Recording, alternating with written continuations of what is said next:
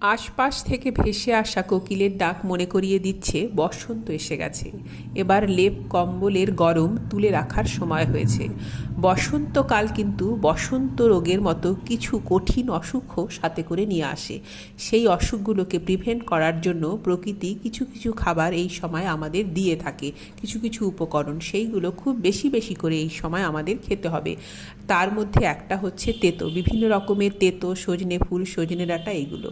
একটা তেঁতোর ডালের রেসিপি আজ আমি আপনাদের সাথে শেয়ার করলাম। মুগ ডাল হালকা করে ভেজে নিয়েছি, সজনে ডাঁটা ও ভাজা পেঁপে দিয়ে ডাল সিটি দিয়ে নিয়েছি। এবার উচ্ছে লাল করে ভেজে তুলে নিয়ে ফোড়ন দেব। ফোড়নে দিয়েছি শুকনো লঙ্কা, তেজপাতা, রাঁধুনি আর সর্ষে, আর একটু গ্রেট করা আদা। সেদ্ধ করা ডাল দিয়ে দিয়েছি, পরিমাণ করে লবণ, হলুদ ও মিষ্টি দিয়েছি।